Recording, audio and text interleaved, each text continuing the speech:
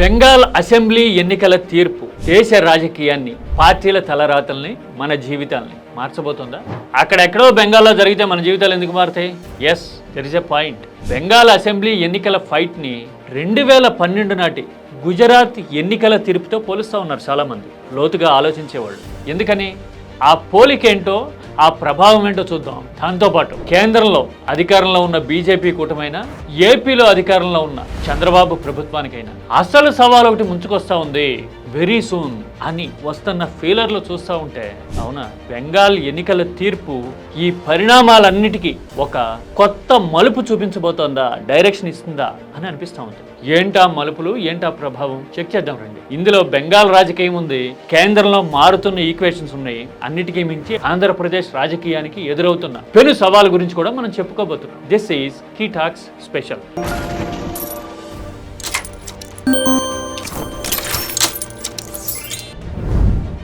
బెంగాల్ ఎన్నికల గురించి, assembly fight గురించి కేంద్రంలో అధికారంలో ఉన్న బీజేపీ కొన్నేళ్లుగా ప్రయత్నాలు చేయడం చూస్తూ ఉన్నాం కదా. కొన్నేళ్లుగా ఉంది, 12 ఏళ్ల నుంచి అదే పని కదా. 3 సీట్ల నుంచి 4 సీట్ల నుంచి 70+ సీట్లకి అమాంతం ఎదిగిన బీజేపీ అంతకంటే మించి ముందుకెళ్ళడానికి ఇప్పుడు ఒక అటెంప్ట్ చేస్తూ ఉంది. బహుశా ఇప్పుడు ఫలించకపోతే ఇంకెప్పుడు ఫలించకపోవచ్చు. మరి 2 విడతలుగా జరిగిన బెంగాల్ పోలింగ్ ఏం చెప్తా ఉంది? మొదటి విడతలో పోటాపోటీ ఉంది. రెండో విడతలో కోల్కతా చుట్టుపక్కలతో పాటు 24 పరిగణాల జిల్లాలు, నాడియా లాంటివన్నీ తృణమూల్ కంచుకోటలు కాబట్టి, మహిళలు, ముస్లిం జనాభా ఎక్కువ కాబట్టి ఈ 140 సీట్స్, ఏది సెకండ్ ఫేజ్ లో జరిగిన 140 సీట్స్ లో మమతా బెనర్జీ 100కు పైగా సీట్లు మళ్ళీ కొడతారు అనే ఫీలర్ ఇప్పుడు వస్తా ఉంది. సింపుల్ మెజారిటీతో, అంటే 160-170 సీట్లతో మమతా బెనర్జీ మరొకసారి అధికారంలోకి వచ్చే అవకాశాలు ఉన్నాయేమో అని మాట్లాడుతూ ఉన్నారు చాలా మంది. మరి మోడీ ఒక పక్కన ఆల్రెడీ కాన్ఫిడెంట్ గా చెప్పున్నారు కదా, ఈ ప్రచారంలో ఇది ఆఖరి సభ, మళ్ళీ ప్రమాణ స్వీకారానికి వచ్చినప్పుడు మాట్లాడతా అని అనడం చూసాం కదా. కీటాక్స్ లో కూడా ప్రత్యేకంగా ప్లే చేశాను నేను అది. बीजेपी के शपथ ग्रहण समारोह में मुझे आना ही है. ఎస్, ఇలాగన్నారు కదా. మరి ఈ కాన్ఫిడెన్స్ నిజమవుతుందా? నిజమైతే ఎలా ఉంటుంది, నిజం కాకపోతే ఎలా ఉంటుంది? 2012 నాటి గుజరాత్ ఎన్నికలతో, అసెంబ్లీ ఎన్నికలతో బెంగాల్ ఫలితాన్ని, ఫైట్ని ఎందుకు పోలుస్తున్నారు? ముందు 2012లో గుజరాత్లో ఏం జరిగిందో చూద్దాం.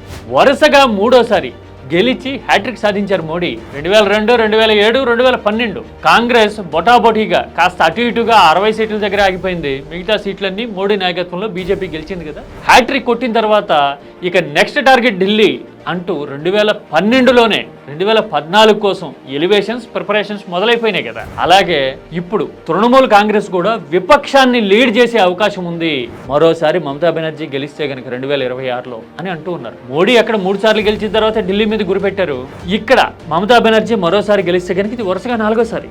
అప్పట్లో నాయకత్వ ఎబిలిటీ సరిపోవట్లేదు కాంగ్రెస్ అధికార బలాన్ని, ఆర్థిక బలాన్ని ఎదుర్కోవడానికి అనే కోణంలో పుష్ చేసి ఎఫర్ట్స్ పెట్టి మోడీ బీజేపీ మీద పట్టు సాధించారు, ప్రధానమంత్రి అభ్యర్థిగా ప్రొజెక్ట్ అయ్యారు. మరి ఇక్కడ మమతా బెనర్జీ అలా కాగలరా? కాంగ్రెస్ కాస్త పుంజుకుంటా ఉంది కదా, అసలే ప్రాంతీయ పార్టీలు తన్నుకు సస్తా ఉంటాయి కదా. మరి ఇలాంటి పరిస్థితులు మమత ఎలా బ్రేక్ చేస్తారు? 2 అడ్వాంటేజెస్. ఒకటి, బీజేపీ మీద ఆమె వరుసగా గెలవటం, అంటే మోడీ షా వ్యూహాల్ని ఆమె డీకోడ్ చేయగలుగుతారు, ఫైట్ చేయడం ఎలాగో ఆమెకి తెలుసు అనేదైతే. రెండోది, ఎస్ఐఆర్ లాంటి ప్రభావాల్ని తిప్పికొట్టడం ఎలాగో ఆమెకు బాగా అర్థమైంది అని ఆమెతో పక్కనే ఉన్న ఉత్తరప్రదేశ్ లాంటి రాష్ట్రాలు ఇప్పుడు ప్రైవేట్ క్లాసులు పెట్టించుకుంటాయి. అక్కడ ఉన్న సమాజ్వాదీ లాంటి పార్టీలు. నెక్స్ట్ ఇయరే కదా అక్కడ ఎన్నికలు. అంటే వ్యూహాత్మకంగా అడ్వాంటేజ్ మమతా బెనర్జీకి వస్తుంది. ఆ తర్వాత మమతా బెనర్జీని క్వశ్చన్ చేయగలిగే స్థాయిలో వరుస విజయాలు సాధించిన వాళ్ళు ఎవరున్నారు ప్రాంతీయ పార్టీల్లో? 4 సార్లు లేరు కదా.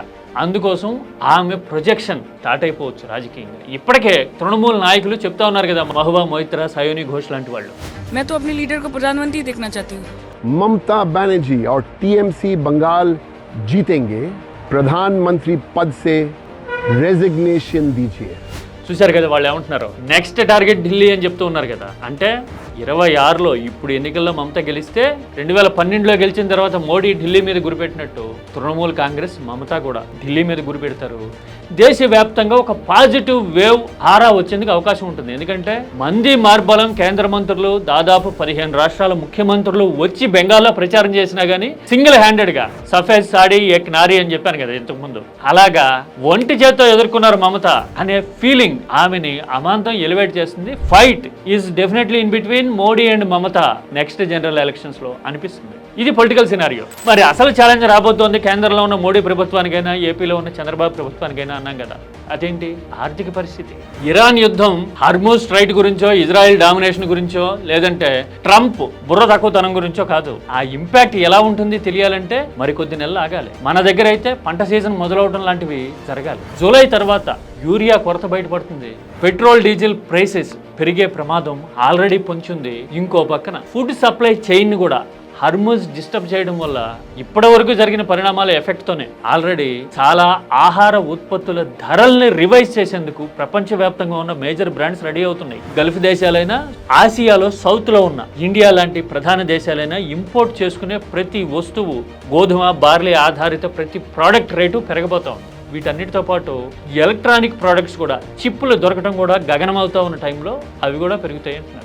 ఆర్థిక సంక్షోభం సవాళ్లు రాబోతున్నాయి. పైగా అన్నిటికీ మించి 2008 తర్వాత ప్రపంచాన్ని ఆర్థిక సంక్షోభం పలకరించబోతా ఉంది అని నిపుణులు ఇప్పటికే చెప్తూ ఉన్నారు. 2026 చివరి నాటికే ఈ ప్రభావం కనపడొచ్చని, 2027లో పరిస్థితులు, పరిణామాలు భీకరంగా ఉంటాయి ఆర్థికంగా ప్రపంచవ్యాప్తంగా అని చెప్తూ ఉన్నారు. అదే జరిగితే కనుక ఆర్థికంగా అటు కేంద్రానికి, ఇటు ఏపీ ప్రభుత్వానికి ప్రధాన సవాళ్లు ఎదురవుతాయి. ఎందుకని?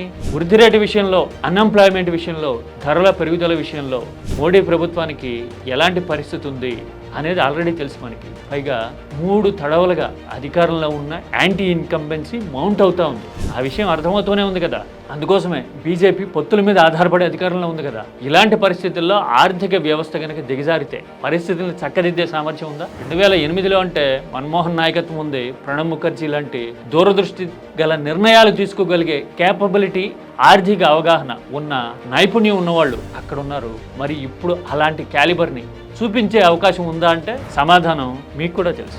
12 ఏళ్ల ట్రాక్ రికార్డ్ ఏం చెప్తోంది అనేది అర్థమవుతుంది కదా. అందుకోసం కేంద్రానికి విపక్షాల వైపు నుంచి కన్నా కూడా పరిస్థితుల వైపు నుంచి మేజర్ సవాళ్లు ఎదురవుతుంది. ఆర్థిక సంక్షోభం ముంచుకొస్తూ ఉంటుంది. ఇక ఆర్థిక సంక్షోభ పరిస్థితులు దేశం మీద ప్రభావం చూపడం మొదలైతే వర్స్ట్ హిట్ అయ్యే, తీవ్రంగా ప్రభావితం అయ్యే రాష్ట్రాల్లో ఏపీ ముందుంటుంది. ఎందుకని? ఏపీ అప్పుల మీద ఆధారపడింది, పెట్టుబడుల ప్రచారాలు చేసుకోవడం మీదే నిరంతరం నడుస్తూ ఉంది. ఈ 2 ఎఫెక్ట్ అవుతాయి. ఆర్థిక సంక్షోభం వస్తే అప్పు పుట్టని పరిస్థితి వస్తుంది. పెట్టుబడులు పెడతాము అని ఎంఓయూలు కుదుర్చుకున్న ఈవెంట్ మేనేజ్మెంట్ తరహాలో శంకుస్థాపనలు చేసినా కానీ కంపెనీలు కొన్నాళ్ళు వేచి చూసే ధోరణిలో ఉన్నాయంటే జరిగినవన్నీ శంకుస్థాపనలే, ఈవెంట్లే, ఎక్కడ వచ్చిన పెట్టుబడులు లేవు అనే విషయం గనక 28 నాటికి ఎస్టాబ్లిష్ అయిపోతే గనక రాజకీయంగా కోలుకోలేని దెబ్బ తగులుతుంది. 2014-19 మధ్య అనుభవాలు అవే చెప్తాయి కదా. అప్పట్లో కూడా అంతే, చాలా శంకుస్థాపనలు జరిగినాయి. కడప స్టీల్ ప్లాంట్ లాంటి వాటికి శంకుస్థాపన చేశారు. ప్రకాశం జిల్లాలో ఏషియా పల్ ప్లాంట్, భారీ ఇండస్ట్రీ వచ్చేసింది, 20,000 కోట్లు 25,000 కోట్లు అని ప్రచారం చేశారు. చాలా చిత్రంగా కర్నూలులో కూడా స్టీల్ ప్లాంట్కి శంకుస్థాపన జరిగింది, మీకు తెలుసో లేదో. ఇదంతా మరోసారి అలాంటి స్టంటే అనే అభిప్రాయం బలపడితే గనక ఈసారి ప్రభావం తీవ్రంగా ఉంటుంది. తర్వాత అప్పుల మీద ఆధారపడి నడుస్తూ ఉంది ప్రభుత్వం. వస్తున్న ఆదాయాలు, పన్ను రాబడంతా పెన్షన్లు, జీతాలకే సరిపోతుందని ముఖ్యమంత్రి మాట్లాడుతూ ఉన్నారు కదా. 100% మనకు వచ్చే డబ్బులంతా శాలరీస్ కే సరిపోతాయి. ఇలాంటి టైంలో ఆర్థికంగా తీవ్రమైన కటకట వస్తుంది. కేంద్రం కూడా కొద్దో గొప్ప విదిలించే పరిస్థితి కూడా ఉండదు. అలాంటి పరిస్థితి వస్తే కనుక రాజకీయంగా బిగుసుకుపోయే పరిస్థితి ఏపీలో వస్తుంది, ఎదురుకొడుతుంది అధికారంలో ఉన్నవాళ్ళు. అంటే ప్రాంతీయ ఈక్వేషన్స్ని బట్టి, అంటే బెంగాల్ ఫలితాలను బట్టి చూసినా, అంతర్జాతీయంగా రాబోతున్న ఆర్థిక సవాళ్ళను బట్టి చూసినా కానీ 2029 ఎన్నికల ముందు చాలా రాజకీయ మలుపులు ఉండబోతున్నాయి. దానికి థ్రెషోల్డ్, అంటే తలుపు తెరిచినట్టుగా మార్పు మొదలవటం అనేది బెంగాల్ అసెంబ్లీ ఎన్నికల ఫలితాలతో మొదలవుతుందా? చూద్దాం. We have to wait and watch for the result. మీరైతే ఏమంటారు? ఇప్పుడు కనపడుతున్న ఈక్వేషన్స్ అండ్ అజంప్షన్స్ చూస్తే ఏమనిపిస్తూ ఉంది? కామెంట్ సబ్జెక్ట్ ఓరియంటెడ్గా చేయండి.